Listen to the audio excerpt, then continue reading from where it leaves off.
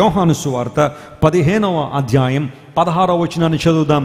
John the gospel chapter 15 and verse 16. బైబిల్లో ఈ మాట రాయబడింది, మీరు నన్ను ఏర్పరచుకొనలేదు, మీరు నా పేరట తండ్రిని ఏమి అడుగుదురో అది ఆయన మీకు అనుగ్రహించున్నట్లుగా మీరు వెళ్ళి ఫలించుటకును. చూడండి, ఆ మాట అండర్లైన్ చేసుకోండి. మీరు వెళ్ళి ఫలించుటకును, మీ ఫలము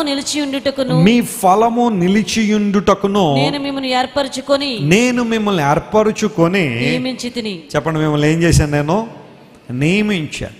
have I not chosen you to be fruitful? మీరు వెళ్ళి ఫలము ఫలించడానికి నియమించాను అన్నాడు.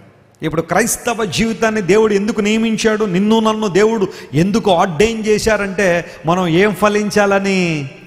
అందరూ చెప్పాలి, ఏం ఫలించాలని? ఫలములు ఫలించాలని. ఇది దేవునికి ఆలోచన.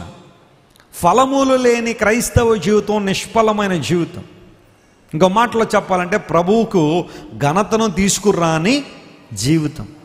ఫర్ ఎగ్జాంపుల్, మీకు ఒక చిన్న తోట ఉందనుకుందాం. ఆ తోటలో మీరు మామిడి చెట్లు నాటారు. మామిడి చెట్లు నాటిన తర్వాత వాటికి రోజు చక్కగా నీళ్లు పోస్తున్నారు. పురుగు పట్టిందంటే ఏవో పురుగు మందులు తీసుకొచ్చారు.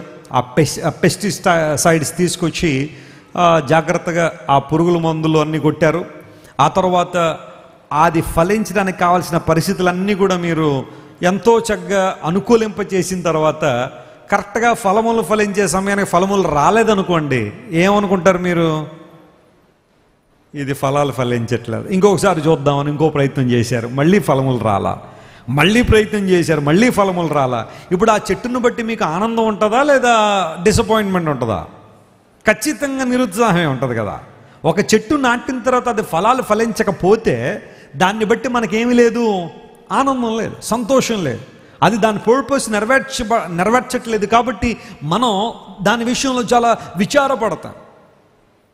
క్రైస్తవ జీవితం కూడా అలాంటిదే. ప్రభువు మనందరినీ ఫలించడానికి నియమించి మనకు కావలసిన అవసరాలను కూడా తీరుస్తూ, వాక్య ఆహారాన్ని దేవుడు మనకిస్తూ, వాక్య సంబంధమైన జీవజలాన్ని మనకిస్తూ, పరిశుద్ధాత్మ దేవుడు మనకు సహకారిగా ఉంచి మనందరూ ఆత్మలో ఫలించాలని దేవుడు కోరుతుంటే, ఫలములు లేని బ్రతుకు మనలో ఉంటే దేవునికి సంతోషమా దుఃఖమా? ఖచ్చితంగా దుఃఖమే.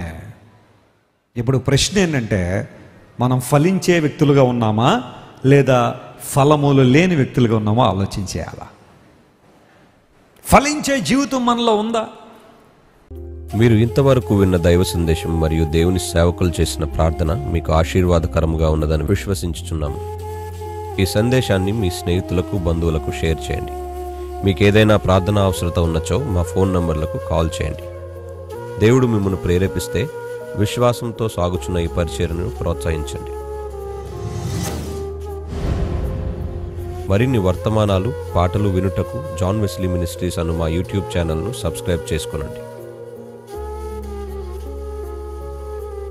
ప్రభువైన యేసుక్రీస్తు కృప మీకు తోడైండును గాక.